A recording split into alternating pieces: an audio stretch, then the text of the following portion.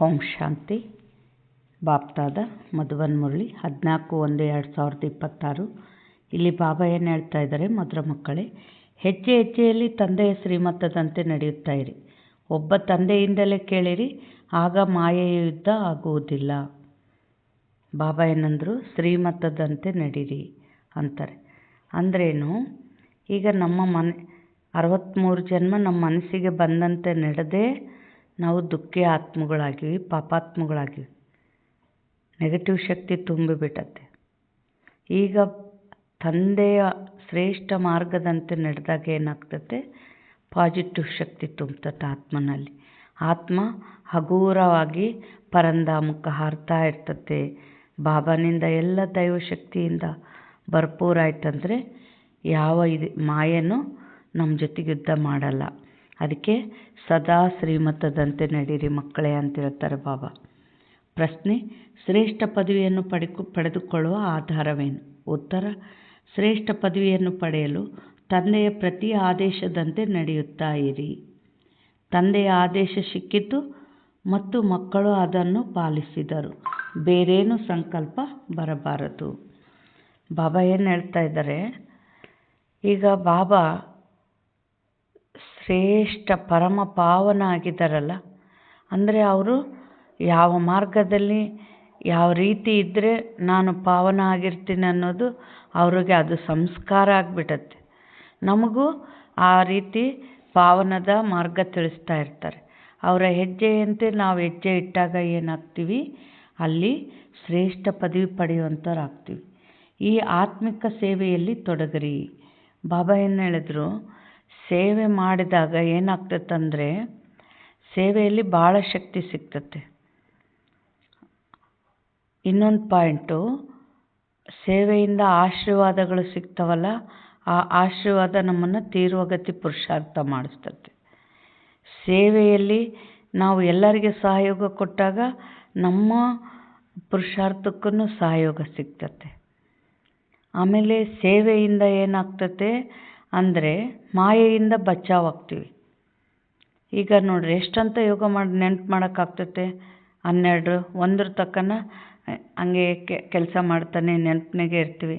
ಆಮೇಲೆ ಏನಾಗ್ತತೆ, ಸಾಕಾಗ್ತತೆ ಮತ್ತು ವ್ಯರ್ಥದಲ್ಲಿ ಹೋಗ್ಬಿಡ್ತೀವಿ. ವ್ಯರ್ಥ ಮಾತುಗಳು, TV, ಮೊಬೈಲು, ಆಗ ಮಾಯೆಗೆ ವಶ ಆಗ್ತೀವಿ. ಅಷ್ಟೊತ್ತು ಏನು ತುಂಬ್ಕೊಂಡಿರ್ತೀವಲ್ಲ ಅಲ್ಲಿ ಸೋರ್ತತೆ. ನಾವು ತುಂಬಿದ್ದು ಮೈನಸ್ ಆಗಬಾರ್ದು ಅಂದರೆ ನಾವು ಸೇವೆಯಲ್ಲಿ ಹೋದಾಗ ಅಲ್ಲಿ ನಮಗೆ ವ್ಯರ್ಥ ಮಾತುಗಳಿಗೆ ಟೈಮೇ ಇರಲ್ಲ, ಫುಲ್ಲು ಬ್ಯುಸಿ ಇರ್ತೀವಿ. ಅಲ್ಲಿ ನಾವು ಪುರುಷಾರ್ಥ ಏರುವ ಕಲೆಯಲ್ಲಿ ಹೋಗ್ತಾನೆ ಇರ್ತತೆ. ಆಗ ನಾವು ಶ್ರೇಷ್ಠ ಪದವಿ ಪಡೆಯುವಂಥವ್ರಾಗ್ತೀವಿ. ಅದಕ್ಕೆ ಬಾಬಾ ಏನಂದರು, ಸೇವೆಯಲ್ಲಿ ತೊಡಗ್ರಿ. ನಿಮಗೆ ಮತ್ತಾರ ನೆನಪು ಬರಬಾರದು. ತಾನು ಸತ್ತರೆ ತನ್ನ ಪಾಲಿಗೆ ಜಗತ್ತೇ ಸತ್ತಂತೆ. ಯಾರು ನೆನಪು ಮಾಡಬಾರ್ದು ಅಂದರು ಬಾಬಾ. ಯಾಕೆಂದರೆ ಮನಸ್ಸು ಯಾವುದಾದ್ರೂ ಒಂದು ವಿಚಾರ ಮಾಡ್ತತೆ. ನಾವು ದೇಹದ ಜಗತ್ತಿನ ವಿಚಾರಗಳಲ್ಲಿದ್ದೀವಿ ಅಂದರೆ ಬಾಬನ ಮರಿತೀವಿ.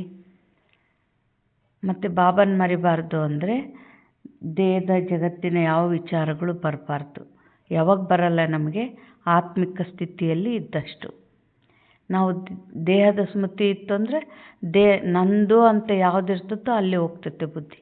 ನನ್ನ ಮನೆ, ನನ್ನ ಮಕ್ಕಳು, ನನ್ನ ಆಸ್ತಿ, ನನ್ನ ವಸ್ತು, ಇದ್ರ ಕಡೆ ಹೋಗ್ತತೆ ಬುದ್ಧಿ. ಯಾವಾಗ ನಾನು ಆತ್ಮ ಅಂತಂದಾಗ ಆತ್ಮಕ್ಕೆ ಯಾವುದೂ ಇಲ್ಲ, ಸಂಬಂಧಗಳಿಲ್ಲ, ವಸ್ತುಗಳಿಲ್ಲ. ಆತ್ಮಕ್ಕಿರೋದು ಪರಮಾತ್ಮ ತಂದೆ ಒಬ್ಬತ್ತಮ್ಮ. ಅದು ಆಟೋಮೆಟಿಕ್ ಪರಂಧಾಮಕ್ಕೆ ಹಾರ್ತಾ ಇರ್ತತೆ. ಅದಕ್ಕೆ ಈ ಥರ ಆತ್ಮಿಕ ಸ್ಥಿತಿಯಲ್ಲಿದ್ದು ದೇಹದ ವಿಚಾರಗಳು ಬರಬಾರ್ದು ಅಂತ ಬಾಬಾ ಹೇಳ್ತಾ ಇದ್ದಾರೆ. ಗೀತೆ: ನಿಮ್ಮನ್ನು ಪಡೆದ ನಾನು ಜಗತ್ತನ್ನೇ ಪಡೆದೆನು. ಓಂ ಶಾಂತಿ. ಮಧುರಾತಿ ಮಧುರ ಆತ್ಮಿಕ ಮಕ್ಕಳು ಈ ಗೀತೆಯನ್ನು ಕೇಳಿದಿರಿ. ಅವರಂತೂ ಭಕ್ತಿ ಮಾರ್ಗದಲ್ಲಿ ಹಾಡಿದ್ದಾರೆ.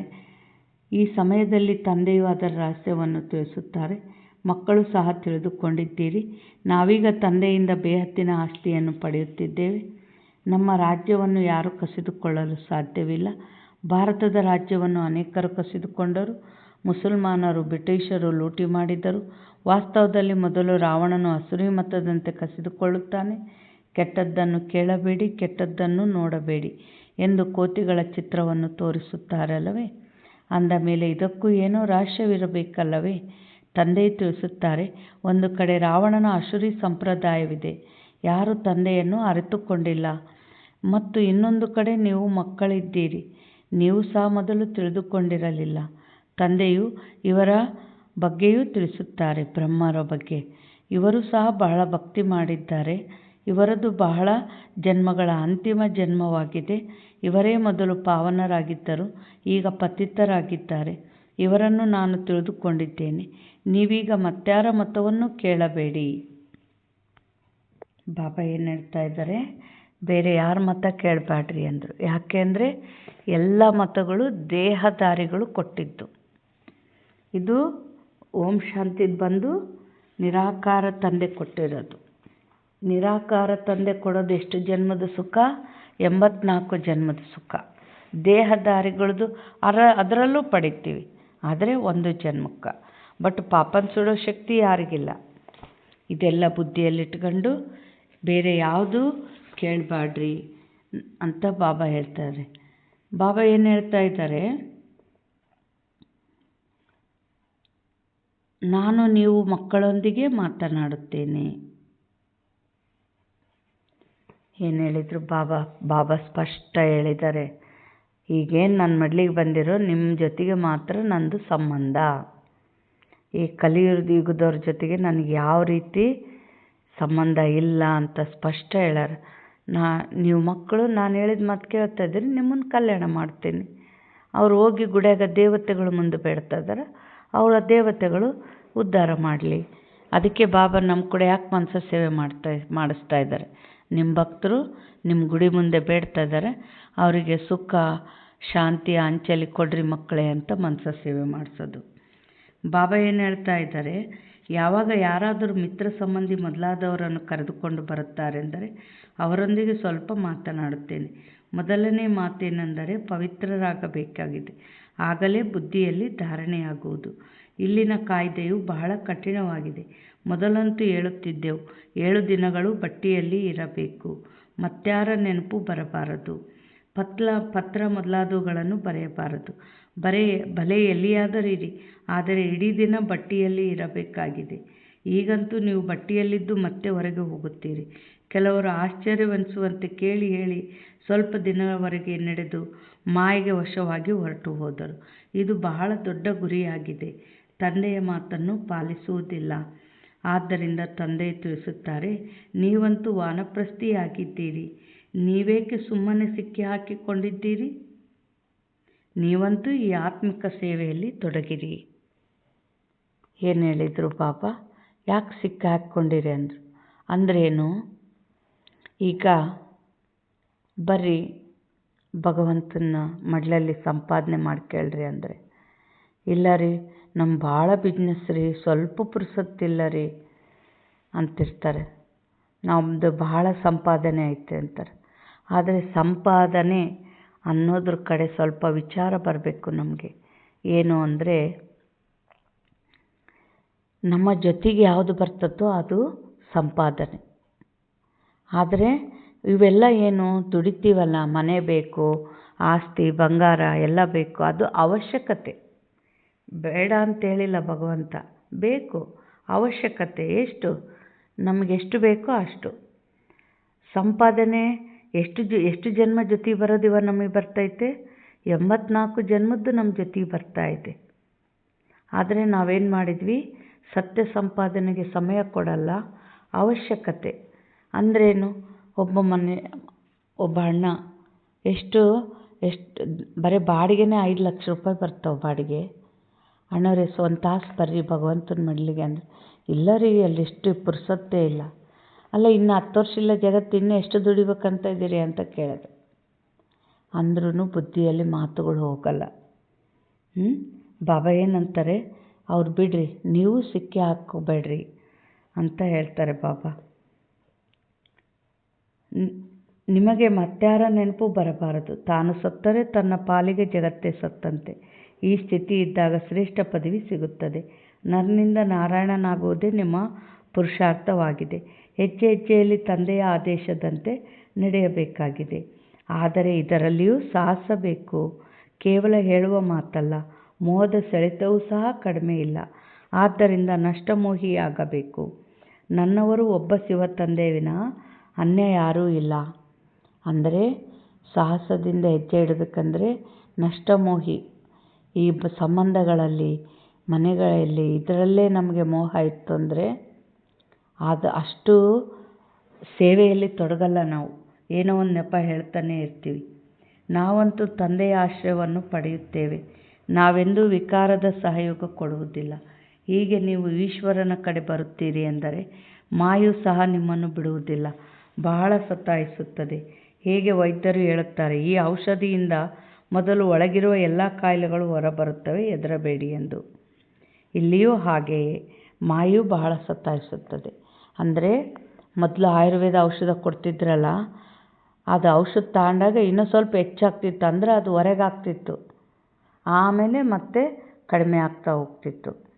ಅದರಂತೆ ಫಸ್ಟ್ ಏನಾಗ್ತೈತಿ, ಈಗ ನಮಗೆ ಒಂದೊಂದು ಜನ್ಮದ ಲೆಕ್ಕಾಚಾರಗಳು ಇವಾಗ ಬಾಬಾ ಸಿಕ್ಕ 84ನೇ ಜನ್ಮದ್ದು ಐತೆ ಪಾಪ ಎದುರಿಗೆ, ಅದು ಚುಕ್ತ ಆಗ್ತೈತೆ. ಆಮೇಲೆ 83ನೇ ಜನ್ಮದ್ದು, ಆಮೇಲೆ 82ನೇ ಜನ್ಮ, ಹಿಂಗೆ ಒಂದೊಂದೇ ಜನ್ಮದ್ದು ಲೆಕ್ಕಾಚಾರಗಳು ಎದುರು ಬರ್ತಾನೆ ಇರ್ತವೆ. ನೋಡಿರಿ, ಯಾವ ಜನ್ಮದಾಗೋ ನಾನು ರಾಜ ಆಗಿದ್ದೆ, ಆವಾಗ ನಾನು ಯುದ್ಧ ಮಾಡಿದ್ದೆ, ಎಷ್ಟೋ ಸೈನಿಕರು ಸತ್ತಿದ್ರು, ಆವಾಗ ಭಾಳ ಪಾಪ ಆಗಿರ್ತೈತಲ್ಲ. ಆ ಜನ್ಮದ ಪಾಪ ಯಾವಾಗ ಬರಬೇಕು ಅವಾಗೇ ಬರ್ತೈತೆ. ಇವಾಗ ನೋಡ್ರಿ, ನಾನು ಯಾವಾಗ ದ್ವಾಪರದಲ್ಲಿ ನನ್ನ 50ನೇ ಜನ್ಮದಾಗ ಯುದ್ಧ ಮಾಡಿ ಅಲ್ಲಿ ಪಾಪದ ಕರ್ಮದ ಲೆಕ್ಕಾಚಾರ ಇತ್ತು. ಬಟ್ ನಾನು 84ನೇ ಜನ್ಮದಿಂದ ಬಾಬಾ ನೆನಪು ಮಾಡಿ ಮಾಡಿ ಎಲ್ಲವೂ ಭಸ್ಮ ಮಾಡ್ಕೊಂಡಿದ್ದೀನಿ. ಅಂದರೆ ಸ್ವಲ್ಪ ಪುರುಷಾರ್ಥ ಆಗಿರ್ತತೆ. ಈಗ 55ನೇ ಜನ್ಮದ ಕರ್ಮ, ಹೆಚ್ಚಿನ ಕರ್ಮ ಎದುರಿಗೆ ಬಂದಾಗ, ಅಯ್ಯೋ ನಾನು ಇಷ್ಟು ಪುರುಷಾರ್ಥ ಮಾಡಿದ್ರು ಬಾಬಾ ನನಗೇನು ಮಾಡಿದರು, ನನಗೆ ಎಷ್ಟು ಸಮಸ್ಯೆ ಬಂದವಲ್ಲ ಅಂತ ಸಂಶಯದಲ್ಲಿ ಬಂದು ಬಾಬಾನ ಮಡ್ಲು ಬಿಡೋದಲ್ಲ. ನಿಮ್ಮದು ನಿಮ್ಮ ಕರ್ಮದ ಸುಡಷ್ಟು ಯೋಗ ಆಗಿದ್ದರೆ ಅದು ಕರ್ಮ ನಿಮ್ಮನ್ನು ಟಚ್ ಕೂಡ ಮಾಡಲ್ಲ. ಇನ್ನು ಆ ಕರ್ಮ ಸುಡಷ್ಟು ನಿಮ್ಗೆ ಯೋಗ ಆಗಿಲ್ಲ ಅಂದರೆ ಅದು ಕರ್ಮ ನಮಗೆ ದುಃಖನ ಕೊಡ್ತತೆ.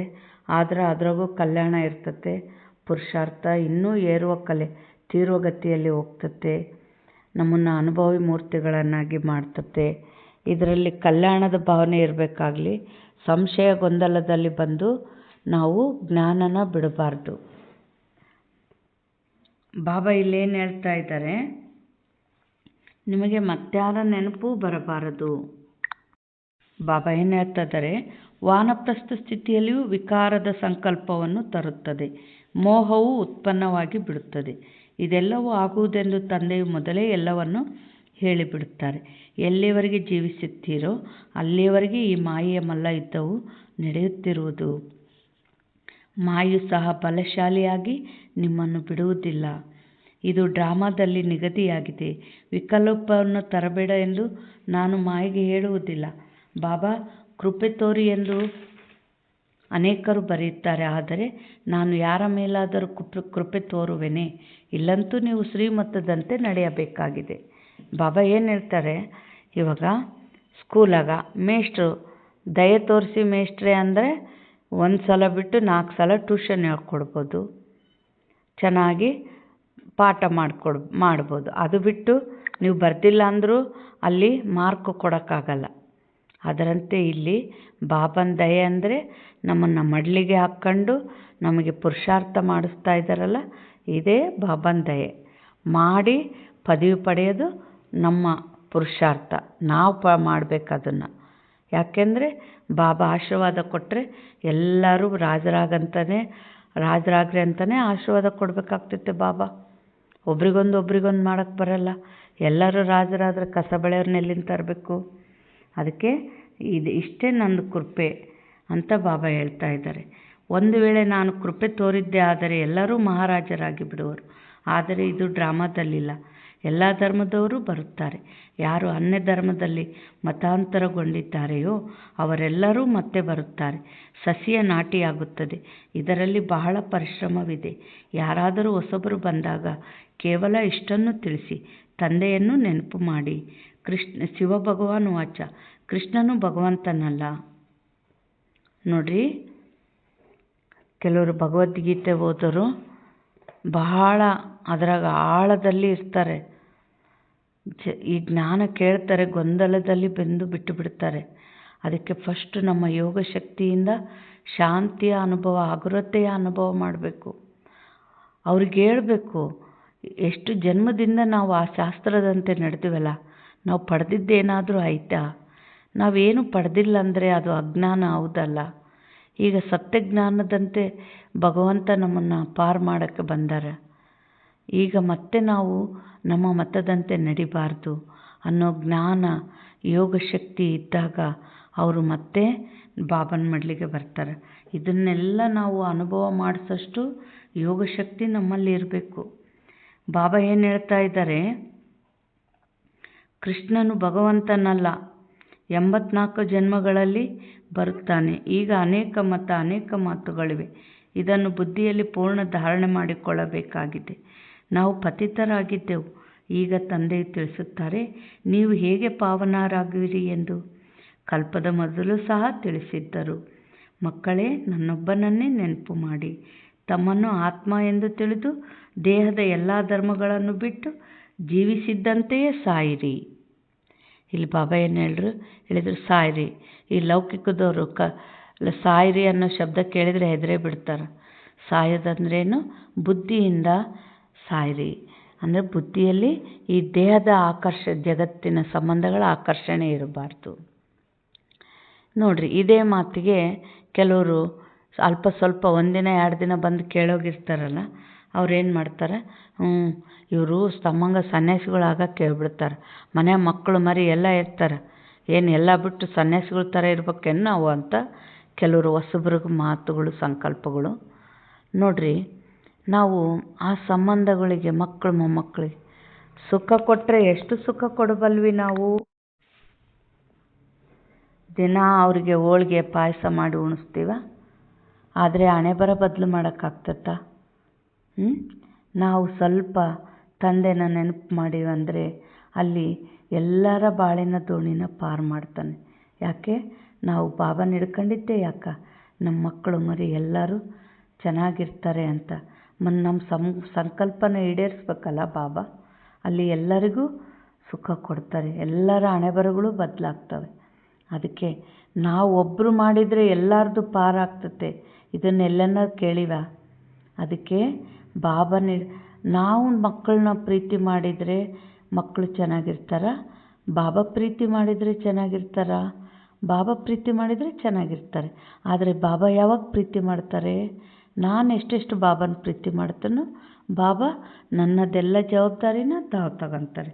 ಈ ಥರ ಈ ನಮ್ಮ ಬುದ್ಧಿಯಿಂದ ಸತ್ತು ಬಾಬನ ಬುದ್ಧಿಯನ್ನು ಅಲ್ಲಿ ಬಾಬನ ಬುದ್ಧಿ ನಮ್ಮ ಸಂಸಾರದ ಮೇಲೆ ಬೀಳಂಗೆ ಮಾಡ್ಕೋಬೇಕು ನಾವು. ಆಗ ನಮ್ಮ ಜೀವನ ನಂದ ಗೋಕುಲ ಆಗ್ತದೆ. ಬಾಬಾ ಏನು ಹೇಳ್ತಾ ಇದ್ದಾರೆ, ತಂದೆಯಾದ ನನ್ನೊಬ್ಬನನ್ನೇ ನೆನಪು ಮಾಡಿ, ನಾನು ಸರ್ವರ ಸದ್ಗತಿ ಮಾಡಲು ಬಂದಿದ್ದೇನೆ. ಭಾರತವಾಸಿಗಳೇ ಶ್ರೇಷ್ಠರಾಗುತ್ತೀರಿ. ಮತ್ತೆ 84 ಜನ್ಮಗಳನ್ನು ತೆಗೆದುಕೊಂಡು ಕೆಳಗಿಳಿಯುತ್ತೀರಿ. ತಿಳಿಸಿಕೊಡಿ, ನೀವು ಭಾರತವಾಸಿಗಳೇ ಈ ದೇವಿ ದೇವತೆಗಳ ಪೂಜೆ ಮಾಡುತ್ತೀರಿ. ಅಂದ ಮೇಲೆ ಇವರು ಯಾರು? ಇವರು ಸ್ವರ್ಗದ ಮಾಲೀಕರಾಗಿದ್ದರಲ್ಲವೇ? ಈಗ ಎಲ್ಲಿದ್ದಾರೆ? 84 ಜನ್ಮಗಳನ್ನು ಯಾರು ತೆಗೆದುಕೊಳ್ಳುತ್ತಾರೆ? ಸತ್ಯಯುಗದಲ್ಲಂತೂ ಇದೇ ದೇವಿ ದೇವತೆಗಳಿದ್ದರು. ಈಗ ಇದೇ ಮಹಾಭಾರತದ ಯುದ್ಧದ ಮೂಲಕ ಎಲ್ಲರ ವಿನಾಶವಾಗುವುದು. ಈಗ ಎಲ್ಲರೂ ಪತಿತ ತಮೋಪ್ರಧಾನರಾಗಿದ್ದಾರೆ. ನಾನು ಸಹ ಇವರ ಬ್ರಹ್ಮರವರ ಬಹಳ ಜನ್ಮಗಳ ಅಂತಿಮದಲ್ಲಿಯೇ ಬಂದು ಪ್ರವೇಶ ಮಾಡುತ್ತೇನೆ. ಇವರು ಪೂರ್ಣ ಭಕ್ತನಾಗಿದ್ದರು, ನಾರಾಯಣನ ಪೂಜೆ ಮಾಡುತ್ತಿದ್ದರು. ಭಕ್ತಿಯ ಫಲ ಕೊಡೋಕ್ಕೆ ಭಗವಂತ ಬರ್ತಾರಲ್ಲ, ಎಂಥ ಭಕ್ತ? ನಂಬರ್ 1 ಭಕ್ತ ಆಗಿದ್ದರು ಬ್ರಹ್ಮ ತಂದೆ. ಇವರಲ್ಲಿಯೇ ಪ್ರವೇಶ ಮಾಡಿ ಮತ್ತೆ ಇವರನ್ನು ನಾರಾಯಣನನ್ನಾಗಿ ಮಾಡುತ್ತೇನೆ. ಈಗ ನೀವು ಸಹ ಪುರುಷಾರ್ಥ ಮಾಡಬೇಕಾಗಿದೆ.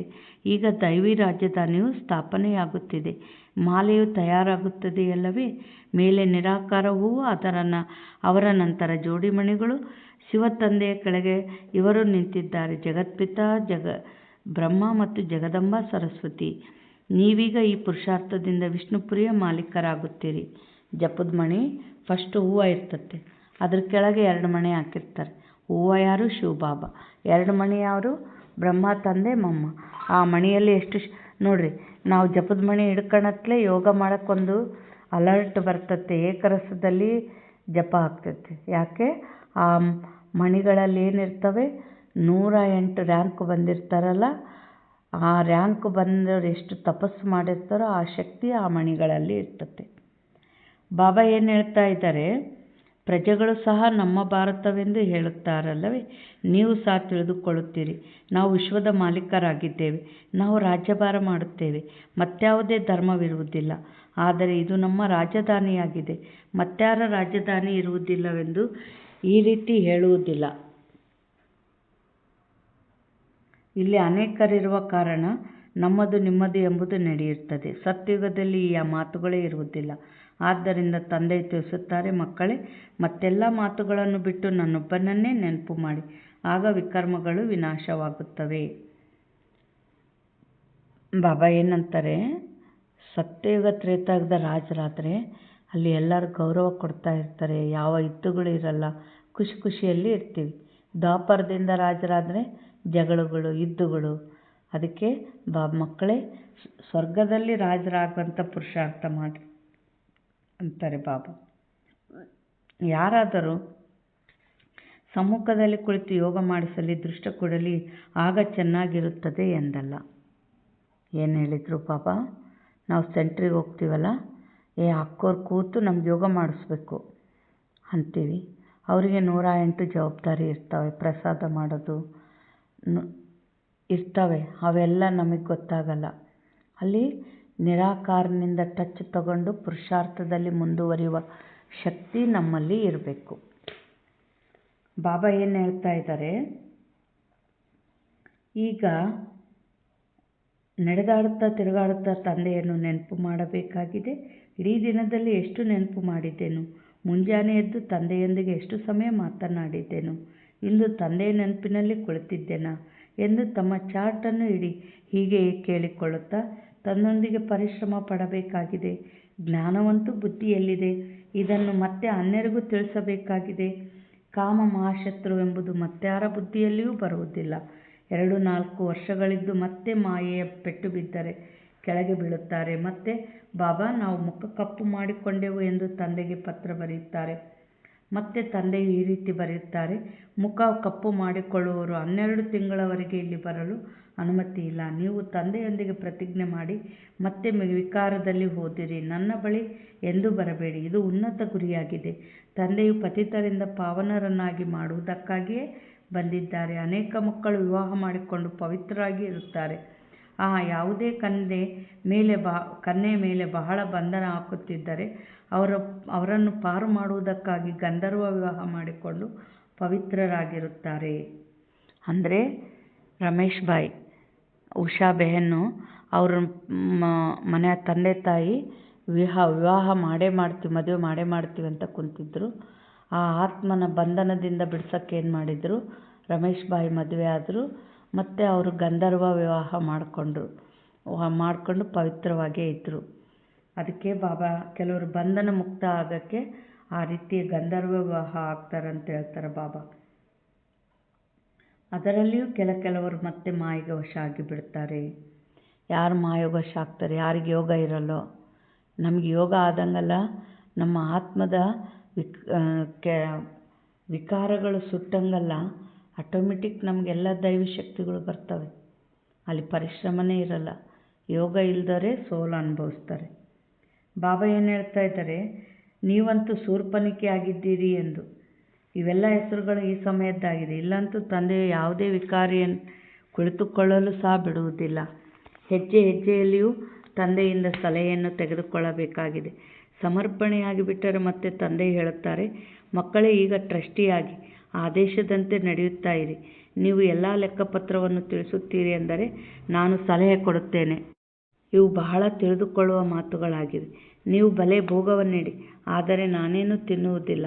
ನಾನಂತೂ ದಾತನಾಗಿದ್ದೇನೆ. ಬಾಬಾ ಏನಂತಾರೆ? ಒಂದೊಂದು ಸಲ ಭೋಗ ಇಡೋಕ್ಕಾಗಲ್ಲ ಅಂತೀರಿ, ನಾಚಿಕೆ ಆಗಲ್ಲ ನಿಮಗೆ ಅಂತಾರೆ ಬಾಬಾ. ಇವಾಗ ಏನಂದ್ರು? ನಾನೇನು ತಿನ್ನಲ್ಲ.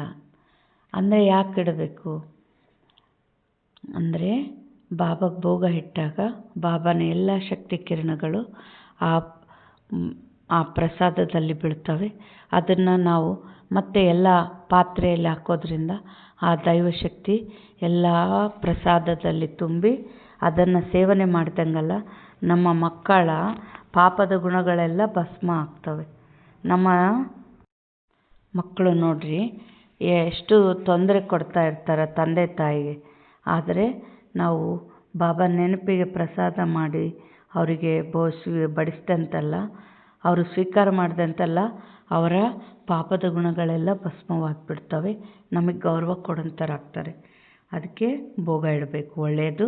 ಮಧುರಾತಿ ಮಧುರ ಅಗಲಿ ಹೋಗಿ ಮರಳಿ ಸಿಕ್ಕಿರುವ ಮಕ್ಕಳ ಪ್ರತಿ ಮಾತ್ಪಿತಾ ಬಾಪ್ದಾದರವರ ನೆನಪು, ಪ್ರೀತಿ ಹಾಗೂ ಸುಪ್ರಭಾತ. ಆತ್ಮಿಕ ತಂದೆಯಿಂದ ಆತ್ಮಿಕ ಮಕ್ಕಳಿಗೆ ನಮಸ್ತೆ. ಆತ್ಮಿಕ ಮಕ್ಕಳಿಂದ ಆತ್ಮಿಕ ತಂದೆ ತಾಯಿಗೆ ನೆನಪು, ಪ್ರೀತಿ ಹಾಗೂ ಸುಪ್ರಭಾತ. ನಮಸ್ತೆ ನಮಸ್ತೆ ನಮಸ್ತೆ. ರಾತ್ರಿ ಕ್ಲಾಸ್. ಏನೆಲ್ಲ ಆಗಿ ಹೋಗಿದೆ ಅದನ್ನು ಪುನರಾವರ್ತನೆ ಮಾಡುವುದರಿಂದ ಯಾರ ಬಲಹೀನತೆ ಹೃದಯದಲ್ಲಿದೆ ಆಗ ಅವರ ಹೃದಯದ ಬಲಹೀನತೆಯು ಸಹ ಪುನರಾವರ್ತನೆಯಾಗಿ ಬಿಡುತ್ತದೆ. ಅದಕ್ಕಾಗಿ ಮಕ್ಕಳಿಗೆ ಡ್ರಾಮಾದ ಪಟ್ಟಿಯ ಮೇಲೆ ನಿಲ್ಲಿಸಲಾಗಿದೆ. ಅಂದರೆ ಇವ್ರು ಹಿಂಗೆ ಮಾಡಿದರು, ಹಂಗೆ ಮಾಡಿದರು, ಹಂಗದರೆ ಹಿಂಗದರೆ ಅಂತಂತ. ಇವಾಗ ಅವ್ರು ಯಾಕೆ ಹಂಗೆ ನಮಗೆ ದುಃಖ ಕೊಟ್ಟರು? ಅವ್ರ ಬಲಹೀನ ಆತ್ಮಗಳು. ಅವರ ಬಲಹೀನತೆ ನನ್ನಲ್ಲೂ ಬಂತು. ಮತ್ತೆ ನೆಗೆಟಿವ್ ಶಕ್ತಿ ತುಂಬಿ ಅಶಾಂತಿ ಆಯಿತು, ಬಾಬನ ಮರ್ತೀವಿ, ಪುರುಷಾರ್ಥ ಡೌನ್ ಆಯಿತು. ಇದೆಲ್ಲ ಆಗಬಾರ್ದು ಅಂದರೆ ಡ್ರಾಮಾದ ಪಟ್ಟಿ. ಡ್ರಾಮಾದಲ್ಲಿ ಆಗಾಗದಿತ್ತು, ಆಗಾಯಿತು. ಈ ಥರ ಡ್ರಾಮಾದ ಪಟ್ಟಿಯ ಮೇಲೆ ನಿಂತ್ಕೋಬೇಕು ಅಂತ ಹೇಳ್ತಾರೆ ಬಾಬಾ. ಮುಖ್ಯ ಲಾಭ ಇರುವುದೇ ನೆನಪಿನಿಂದ. ನೆನಪಿನಿಂದಲೇ ಆಯುಷ್ಯ ಹೆಚ್ಚಾಗಬೇಕಾಗಿದೆ. ಡ್ರಾಮಾವನ್ನು ಮಕ್ಕಳು ತಿಳಿದುಕೊಂಡು ಬಿಟ್ಟರೆ ಎಂದೂ ವಿಚಾರ ಬರುವುದಿಲ್ಲ. ಡ್ರಾಮಾದಲ್ಲಿ ಈ ಸಮಯ ಜ್ಞಾನ ಕಲಿಯುವ ಮತ್ತು ಕಲಿಸುವುದು ನಡೆಯುತ್ತಿದೆ. ನಂತರ ಪಾತ್ರ ಸಮಾಪ್ತಿಯಾಗಿ ಬಿಡುತ್ತದೆ. ತಂದೆಯದು ಇಲ್ಲ, ನಮ್ಮದು ಪಾತ್ರವಿಲ್ಲ. ಸಂಗಮಯುಗದ ಮುಗಿದ ಮೇಲೆ ಅವರು ಕೊಡುವಂಥ ಪಾತ್ರ, ನಾವು ತೆಗೆದುಕೊಳ್ಳುವಂಥ ಪಾತ್ರವೂ ಇರುವುದಿಲ್ಲ. ಆದರೆ ಒಂದಾಗಿ ಬಿಡುವುದಲ್ಲವೇ ನಮ್ಮ ಪಾತ್ರ. ಹೊಸ ಪ್ರಪಂಚದಲ್ಲಿ ಆಗಿಬಿಡುವುದು. ಬಾಬಾರವರ ಪಾತ್ರ ಶಾಂತಿಧಾಮದಲ್ಲಿರುವುದು. ಪಾತ್ರದ ರೀಲ್ ತುಂಬಿರುತ್ತದೆ ಅಲ್ಲವೇ? ನಮ್ಮ ಪ್ರಾರಬ್ಧದ ಪಾತ್ರ ಬಾಬಾದ ಶಾಂತಿಧಾಮದ ಪಾತ್ರ. ಕೊಡುವ ಮತ್ತು ತೆಗೆದುಕೊಳ್ಳುವ ಪಾತ್ರ ಪೂರ್ತಿಯಾಯಿತು. ಡ್ರಾಮಾವೇ ಪೂರ್ತಿಯಾಯಿತು. ನಂತರ ನಾವು ರಾಜ್ಯ ಮಾಡಲು ಬರುವೆವು. ಅಲ್ಲಿ ಪಾತ್ರ ಬದಲಾಗುವುದು, ಜ್ಞಾನ ಸ್ಟಾಪ್ ಆಗುವುದು. ನಾವು ಈ ರೀತಿಯಾಗಿ ಬಿಡುವೆವು. ಪಾತ್ರವೇ ಪೂರ್ತಿ ಆದ ಮೇಲೆ ಉಳಿದಂತೆ ವ್ಯತ್ಯಾಸವೇನೂ ಇರುವುದಿಲ್ಲ. ಅಂದರೆ ಸಿನಿಮಾದ ನೋಡ್ರಿ, ಹೀರೋ ಬಂದ, ಆಮೇಲೆ ಹೀರೋಯಿನ್ ಬಂದ್ಲಿ, ಯಾವಾಗ ಏನು ಬರ್ಬೇಕು ಅದು ಬರ್ತದೆ. ಇಲ್ಲಿ ಕೂಡ ನಮ್ಮ ಆತ್ಮದಾಗ ಯಾವ ಸಮಯದ ಪಾತ್ರ ನಾವು ಪಾತ್ರ ಮಾಡಬೇಕೋ ಆ ಸಮಯದ್ದು ಆಗಾಗನೇ ಅದು ಇಮರ್ಜ್ ಆಗ್ತಿರ್ತತೆ ಅಂತ ಬಾಬಾ ಇಲ್ಲಿ ಹೇಳ್ತಾ ಇದ್ದಾರೆ. ಇವರ ಬಳಿಯೂ ಸಹ ಬಾಬಾ ಇಲ್ಲಿ ಏನು ಹೇಳ್ತಾ ಇದ್ದಾರೆ, ಬ್ರಹ್ಮರವರು ಸಹ ಪೂರ್ತಿ ಜ್ಞಾನವನ್ನು ತೆಗೆದುಕೊಂಡು ಬಿಡುವರು. ಇವರ ಬಳಿಯೂ ಸಹ ಏನೂ ಉಳಿಯುವುದಿಲ್ಲ. ಕೊಡುವಂಥವರು ಬಳಿಯಲ್ಲಿರುವುದಿಲ್ಲ, ತೆಗೆದುಕೊಂಡವರಲ್ಲಿಯೂ ಕೊರತೆ ಇರುವುದಿಲ್ಲ. ಅಂದರೆ ಇಬ್ಬರು ಒಬ್ಬರಿನ್ನೊಬ್ಬರ ಸಮಾನರಾದರು. ಇದರಲ್ಲಿ ವಿಚಾರ ಸಾಗರ ಮಂಥನ ಮಾಡುವ ಬುದ್ಧಿಯ ಅವಶ್ಯಕತೆ ಇದೆ. ಮುಖ್ಯ ಮಾತು ಪುರುಷಾರ್ಥವಾಗಿದೆ. ನೆನಪಿನ ಯಾತ್ರೆಯದು. ತಂದೆ ಕುಳಿತು ಅರ್ಥ ತಿಳಿಸುತ್ತಾರೆ. ಹೇಳುವುದರಲ್ಲಿ ದೊಡ್ಡ ಮಾತಾಗಿ ಬಿಡುವುದು. ಬುದ್ಧಿಯಲ್ಲಂತೂ ಸೂಕ್ಷ್ಮವಾಗಿದೆಯಲ್ಲವೇ? ಒಳಗೆ ತಿಳಿದುಕೊಂಡಿರುವಿರಿ. ಶಿವಬಾಬಾ ಅವರ ರೂಪ ಏನಾಗಿದೆ ಎಂದು ಕಲಿಸಿ ಬಾಬಾ ಏನು ಹೇಳ್ತಾ ಇದ್ದಾರೆ, ಭಕ್ತಿ ಮಾರ್ಗದಲ್ಲಿ ದೊಡ್ಡ ಲಿಂಗ ಮಾಡಿಬಿಡುತ್ತಾರೆ. ಆತ್ಮವಂತೂ ಚಿಕ್ಕದಾಗಿದೆಯಲ್ಲವೇ? ಇದಾಗಿದೆ ಪ್ರಕೃತಿ. ಎಲ್ಲಿಯವರೆಗೆ ಅಂತ್ಯವನ್ನು ಮುಟ್ಟುವರು, ಆಮೇಲೆ ಕಡೆಯಲ್ಲಿ ಬೇಹಂತ ಎಂದು ಹೇಳಿಬಿಡುವರು. ಅಂದರೆ ಸಮುದ್ರ ಎಷ್ಟು ಐತೆ ಅಂತ ಪ್ರಯತ್ನ ಪಡ್ತಾ ಇದ್ದಾರೆ. ನಮಗೆ ಗೊತ್ತಾಗಲ್ಲ. ಆಕಾಶ ಎಲ್ಲದಕ್ಕೆ ಪ್ರಯತ್ನ ಪಡ್ತಾ ಇದ್ದಾರೆ. ಕೊನೆಗೆ ನಮ್ಮಿಂದ ಸಾಧ್ಯವಿಲ್ಲ ಅಂತ ಅಂತಾರೆ ಬಾಬಾ. ತಂದೆಯಂತೂ ತಿಳಿಸುತ್ತಾರೆ, ಇಡೀ ಪಾತ್ರ ಆತ್ಮನಲ್ಲಿ ತುಂಬಿದೆ. ಇದು ಪ್ರಕೃತಿಯಾಗಿದೆ. ಅಂತ್ಯವನ್ನು ಪಡೆಯಲು ಸಾಧ್ಯವಿಲ್ಲ. ಬಾಬಾ ಸೃಷ್ಟಿಚಕ್ರದ ಅಂತ್ಯವನ್ನು ಪಡೆಯಿರಿ. ರಚಯಿತ ಮತ್ತು ರಚನೆಯ ಆದಿಮಧ್ಯ ಅಂತ್ಯವನ್ನು ನೀವು ತಿಳಿದುಕೊಂಡಿದ್ದೀರಿ. ಬಾಬಾ ಜ್ಞಾನಸಾಗರ ಆಗಿದ್ದಾರೆ. ಮತ್ತು ನಾವು ಸಹ ಫುಲ್ಲಾಗಿ ಬಿಡುವೆವು. ಪಡೆದುಕೊಳ್ಳಲು ಏನೂ ಉಳಿದಿರುವುದಿಲ್ಲ. ತಂದೆ ಇವರಲ್ಲಿ ಪ್ರವೇಶ ಮಾಡಿ ಓದಿಸುತ್ತಿದ್ದಾರೆ. ಅವರೂ ಬಿಂದಿಯಾಗಿದ್ದಾರೆ, ನಾವು ಆತ್ಮನೂ ಬಿಂದಿಯಾಗಿದೆ. ಆತ್ಮ ಅಥವಾ ಪರಮಾತ್ಮನ ಸಾಕ್ಷಾತ್ಕಾರ ಆಗುವುದರಿಂದ ಖುಷಿಯೇನೂ ಆಗುವುದಿಲ್ಲ. ಪರಿಶ್ರಮ ಪಟ್ಟು ತಂದೆಯನ್ನು ನೆನಪು ಮಾಡಬೇಕು, ಆಗ ವಿಕರ್ಮ ವಿನಾಶವಾಗುವುದು. ತಂದೆ ಹೇಳುತ್ತಾರೆ, ನನ್ನಲ್ಲಿ ಜ್ಞಾನ ಬಂದಾಗಿ ಬಿಡುವುದು, ಆಗ ನಿಮ್ಮಲ್ಲಿಯೂ ಸಹ ಬಂದಾಗಿ ಬಿಡುವುದು. ಅಂದರೆ ಅಲ್ಲಿ ಸ್ವರೂಪ ಆಗಿರ್ತೀವಿ. ಸತ್ಯಯುಗದಾಗ ಜ್ಞಾನದ ವಿಚಾರಗಳೇನಿರಲ್ಲ. ಬಾಬಾ ಏನು ಹೇಳ್ತಾ ಇದ್ದಾರೆ, ಜ್ಞಾನ ಪಡೆದು ಶ್ರೇಷ್ಠರಾಗಿ ಬಿಡುವಿರಿ, ಎಲ್ಲವನ್ನು ತೆಗೆದುಕೊಂಡು ಬಿಡುವಿರಿ. ಆದರೂ ಸಹ ತಂದೆಯೇ ಆಗಿದ್ದಾರಲ್ಲವೇ, ನೀವು ಆತ್ಮರು ಆತ್ಮರಾಗಿ ಇರುವಿರಿ. ಅಂದರೆ ನಾವು ಜನನ ಮರಣದಲ್ಲಿ ಬರ್ತೀವಿ, ಬಾಬಾ ಜನನ ಮರಣದ ಗೆದ್ದು ಬಿಟ್ಟಾರೆ. ಆತ್ಮನೇ, ಪರಮಾತ್ಮ ಪರಮಾತ್ಮನೇ. ತಂದೆಯಂತೂ ಯಾರೂ ಆಗುವುದಿಲ್ಲ. ಇದಂತೂ ಜ್ಞಾನವಾಗಿದೆ. ತಂದೆಯೇ, ಮಕ್ಕಳು ಮಕ್ಕಳೇ. ಇದೆಲ್ಲವನ್ನು ವಿಚಾರ ಸಾಗರ ಮಂಥನ ಮಾಡಿ ಆಳದಲ್ಲಿ ಹೋಗಬೇಕಾಗಿದೆ. ಇವರು ಸಹ ತಿಳಿದುಕೊಳ್ಳುತ್ತಾರೆ, ಎಲ್ಲರೂ ಸಹ ಹೋಗಲೇಬೇಕು, ಎಲ್ಲರೂ ಹೋಗುವಂಥವರು. ಬಾಕಿ ಆತ್ಮ ಹೋಗಿ ಇರುವುದು, ಇಡೀ ಜಗತ್ತೇ ಸಮಾಪ್ತಿಯಾಗುವುದಿದೆ. ಇದರಲ್ಲಿ ನಿರ್ಭಯರಾಗಬೇಕಾಗುತ್ತದೆ. ನಿರ್ಭಯರಾಗಲು ಪುರುಷಾರ್ಥ ಮಾಡಬೇಕು. ಭಯ ಯಾವಾಗ ಆಗ್ತೈತೆ? ನಮ್ಮ ಕರ್ಮ ಇದ್ದಾಗ. ಕರ್ಮ ಸುಟ್ಟಂದರೆ ಯಾವ ಚಿಂತೆ ದುಃಖ ಯಾವುದೂ ಇರಲ್ಲ. ಅದಕ್ಕೆ ಪುರುಷಾರ್ಥ ಮಾಡಿರಿ ಅಂತಾರೆ ಬಾಬಾ. ಅದೇ ಅವಸ್ಥೆಯಲ್ಲಿ ಹೋಗಬೇಕು. ತಂದೆ ತಮ್ಮ ಸಮಾನ ಮಾಡಿಕೊಳ್ಳುತ್ತಾರೆ, ನೀವು ಮಕ್ಕಳು ಸಹ ನಿಮ್ಮ ಸಮಾನ ಮಾಡುತ್ತಿರುವಿರಿ. ಒಬ್ಬ ತಂದೆಯದೇ ನೆನಪಿರಬೇಕು. ಈ ರೀತಿಯ ಪುರುಷಾರ್ಥ ಮಾಡಬೇಕು. ಇನ್ನೂ ಸಮಯ ಇದೆ. ಈ ಪೂರ್ವಾಭ್ಯಾಸ ತೀಕ್ಷ್ಣವಾಗಿ ಮಾಡಬೇಕು. ಬಾಬಾ ಏನು ಹೇಳ್ತಾ ಇದ್ದಾರೆ, ಅಭ್ಯಾಸ ಇಲ್ಲದೆ ಹೋದರೆ ನಿಂತು ಬಿಡುವಿರಿ. ಕಾಲುಗಳು ಅದರಲ್ಲೂ ಪ್ರಾರಂಭವಾಗುವುದು ಮತ್ತು ಹೃದಯಾಘಾತ ಆಕಸ್ಮಿಕವಾಗಿ ಆಗುತ್ತಿರುತ್ತದೆ. ತಮೋಪ್ರಧಾನ ಶರೀರಕ್ಕೆ ಹೃದಯಾಘಾತವಾಗುವಲ್ಲಿ ಹೆಚ್ಚು ಸಮಯ ಹಿಡಿಸುವುದಿಲ್ಲ. ಎಷ್ಟು ಅಶರೀರಿಯಾಗುತ್ತಾ ಹೋಗುವಿರಿ. ತಂದೆಯನ್ನು ನೆನಪು ಮಾಡುತ್ತಿದ್ದಾಗ ಸಮೀಪ ಬರುತ್ತಾ ಹೋಗುವಿರಿ. ಯೋಗವುಳ್ಳವರು ನಿರ್ಭಯರಾಗಿರುತ್ತಾರೆ. ಯೋಗದಿಂದ ಶಕ್ತಿ ಸಿಗುವುದು, ಜ್ಞಾನದಿಂದ ಧನ ಸಿಗುವುದು. ಮಕ್ಕಳಿಗೆ ಬೇಕು ಶಕ್ತಿ, ಆದ್ದರಿಂದ ಶಕ್ತಿಯನ್ನು ಪಡೆಯಲು ತಂದೆಯನ್ನು ನೆನಪು ಮಾಡುವಿರಿ. ಬಾಬಾ ಆಗಿದ್ದಾರೆ ಅವಿನಾಶಿ ಸರ್ಜನ್, ಅವರು ಎಂದೂ ರೋಗಿಯಾಗಲು ಸಾಧ್ಯವಿಲ್ಲ. ಈಗ ತಂದೆ ಹೇಳುತ್ತಾರೆ, ನೀವು ನಿಮ್ಮ ಅವಿನಾಶಿ ಔಷಧಿಯನ್ನು ಮಾಡುತ್ತೀರಿ. ನಾನು ಇಂಥ ಸಂಜೀವಿನಿ ಬೂಟಿ ಕೊಡುತ್ತೇನೆ, ಅದರಿಂದ ಎಂದೂ ಯಾವುದೇ ಕಾಯಿಲೆ ಬೀಳುವುದಿಲ್ಲ. ಕೇವಲ ಪತಿತ ಪಾವನ ತಂದೆಯನ್ನು ನೆನಪು ಮಾಡುತ್ತಾ ಇರಿ, ಆಗ ಪಾವನರಾಗಿ ಬಿಡುವಿರಿ. ದೇವತೆಗಳು ಸದಾ ನಿರೋಗಿ ಪಾವನರಾಗಿದ್ದಾರಲ್ಲವೇ. ಮಕ್ಕಳಿಗಿದಂತೂ ನಿಶ್ಚಯವಾಗಿ ಹೋಗಿದೆ. ನಾವು ಕಲ್ಪವೂ ಆಸ್ತಿಯನ್ನು ಪಡೆಯುವು. ಅನಾದಿ ಸಮಯದಿಂದ ಎಣಿಸಲಾರದಷ್ಟು ಬಾರಿ ತಂದೆ ಬಂದಿದ್ದಾರೆ. ಹೇಗೆ ಈಗ ಬಂದ ಹಾಗೆ ಬಾಬಾ ಏನು ಅಗಲಿ ಹೋಗಿ ಪುನಃ ಸಿಕ್ಕಿರುವರು. ಒಳ್ಳೆಯದು. ಮಧುರಾತಿ ಮಧುರ ಅಗಲಿ ಹೋಗಿ ಮರಳಿ ಸಿಕ್ಕಿರುವ ಮಕ್ಕಳ ಪ್ರತಿ ಮಾತ್ಪಿತಾ ಬಾಪ್ತಾದರವರ ನೆನಪು ಪ್ರೀತಿ. ಧಾರಣೆಗಾಗಿ ಮುಖ್ಯ ಸಾರ. ಮಾಯು ಶಕ್ತಿಶಾಲಿಯಾಗಿ ಮುಂದೆ ಬರುತ್ತದೆ, ಅದಕ್ಕೆ ಹೆದರಬಾರದು. ಮಾಯಾಜೀತರಾಗಬೇಕಾಗಿದೆ. ಹೆಜ್ಜೆ ಹೆಜ್ಜೆಯಲ್ಲಿ ಶ್ರೀಮತದಂತೆ ನಡೆದು ತಮ್ಮ ಮೇಲೆ ತಾವೇ ಕೃಪೆ ಮಾಡಿಕೊಳ್ಳಬೇಕಾಗಿದೆ.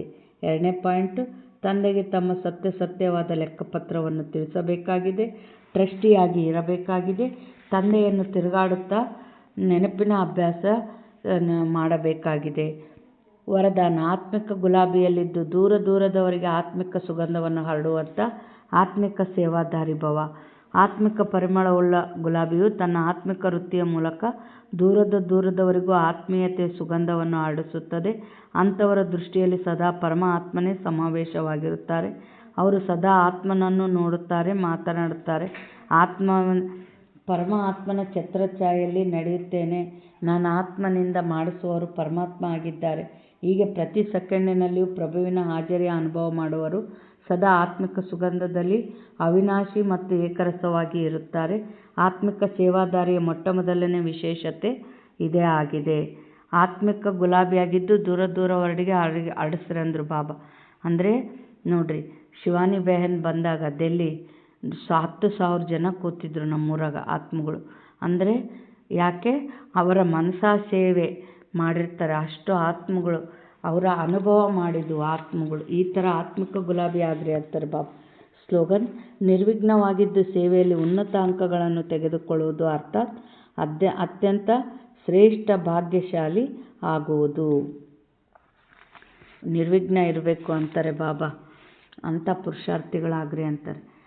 ಅವ್ಯಕ್ತ ಸೂಚನೆ, ಬ್ರಾಹ್ಮಣ ಜೀವನದಲ್ಲಿ ದೇಹದ ಬಂಧನ ಸಂಬಂಧದ ಬಂಧನ, ಸಾಧನಗಳ ಬಂಧನ ಎಲ್ಲವೂ ಮುಗಿದು ಬಿಟ್ಟಿವೆ ಅಲ್ಲವೇ? ಯಾವ ಬಂಧನವೂ ಇಲ್ಲ. ಬಂಧನ ತಮ್ಮನ್ನು ವಶದಲ್ಲಿರಿಸಿಕೊಳ್ಳುತ್ತದೆ, ಆದರೆ ಸಂಬಂಧವು ಪ್ರೀತಿಯ ಸಹಯೋಗವನ್ನು ನೀಡುತ್ತದೆ. ಆದ್ದರಿಂದ ದೇಹದ ಸಂಬಂಧಗಳೊಂದಿಗೆ ದೇಹದ ಸಂಬಂಧವಿಲ್ಲ, ಆದರೆ ಆತ್ಮಿಕ ಸಂಬಂಧವಿದೆ. ಇಂಥ ಬ್ರಾಹ್ಮಣರನ್ನೇ ಜೀವನ್ಮುಕ್ತ ಎಂದು ಹೇಳಲಾಗುತ್ತದೆ. ಅಂದರೆ ದೇಹ ನೋಡಿದಾಗ ಯಾವುದೇ ಮಾಯ ಪ್ರವೇಶ ಆಗಿ ನಮಗೆ ಮತ್ತೆ ಬಂಧನ ಶುರುವಾಗ್ಬೋದು. ಅಂದರೆ ಆತ್ಮ ಅಂತ ನೋಡಿದಾಗ ಅಲ್ಲಿ ಶುದ್ಧ ವಿಚಾರಗಳಿಂದ ಅದು ಪ್ರೀತಿಯ ಸಂಬಂಧ ಆಗ್ತದೆ ಅಂತ ಬಾಬಾ ಹೇಳ್ತಾರೆ. ಒಳ್ಳೆಯದು. ಓಂ ಶಾಂತಿ.